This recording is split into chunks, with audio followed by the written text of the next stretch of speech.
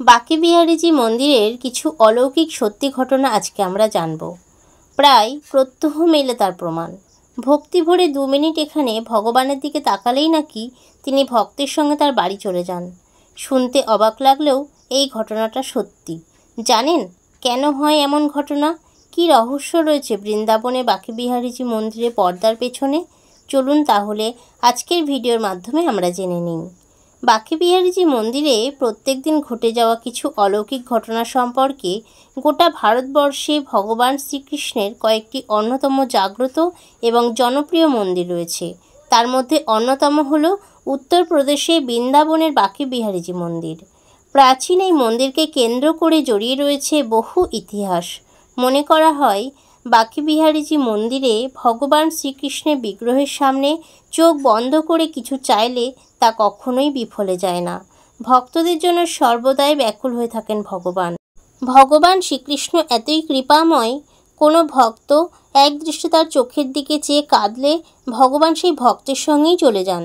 এই জন্য কোনো ভক্তকে বাঁকে বিহারীজির দিকে তাকিয়ে থাকতে দেওয়া হয় না। প্রাচীনকালে এই মন্দিরে ভগবান শ্রীকৃষ্ণের বিগ্রহ 3টি কোণে বেঁকে রয়েছে। এই জন্য ভগবান শ্রীকৃষ্ণকে বাঁকে বিহারীজি নামে সম্বোধন করা হয়। প্রাচীনকালে বাঁকে বিহারীজিকে নিধিবনে পুজো করা হতো।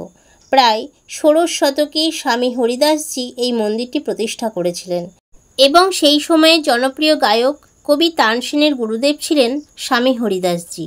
প্রথম অবস্থায় নিধিবনে বাঁকে বিহারীজির এই বিগ্রহে পুজো করা হতো। একদিন অন্যান্য ভক্তরা হরিদাসজির কাছে রাধারানী এবং ভগবান শ্রীকৃষ্ণের দর্শন ভিক্ষা করেন। তখনই এই প্রার্থনা ভগবান শ্রীকৃষ্ণের কাছে নিবেদন করেন হরিদাসজি। স্বামী হরিদাসজি তখন তিনি এই বাঁকে বিহারীজির বিগ্রহটি লাভ করেন। এই বিগ্রহ প্রতিষ্ঠা নিয়ে চিন্তিত ছিলেন স্বামী হরিদাসজি। তিনি ছিলেন একজন সন্ন্যাসী। ভগবান শ্রীকৃষ্ণকে উদ্দেশ্য করে বলেছিলেন হরিদাসজি, হে প্রভু, আমি তো একজন সাধু, আপনাকে আমি ধুতি বস্ত্র পরিয়ে রাখতে পারলেও রাধারানীর এই সাজসজ্জা বস্ত্র আমি কিভাবে পরাবো? হরিদাসজির এই কথা শুনে রাধাকৃষ্ণের যুগল মূর্তি একাকার হয়ে মিশে যায় একটি মূর্তিতে, আর উদ্ভব হয় বাঁকে বিহারীজির বিগ্রহটি। এই বিগ্রহ প্রতিষ্ঠার পর নানা রকম অলৌকিক ঘটনা ঘটতে দেখা যায় এই মন্দিরে। একবার এক সন্তানহীনা রমণী এই মন্দিরে এসে বাঁকে বিহারীজির কাছে সন্তান ভিক্ষা করেছিলেন। সেই রমণী কাঁদতে কাঁদতে বিহারীজির সামনে বলেন, তার যদি এরকম একটা সন্তান থাকতো তাহলে কত ভালো হতো। কথিত আছে সেই রমণীর সঙ্গে বাড়িতে চলে গিয়েছিলেন বাঁকে বিহারীজি।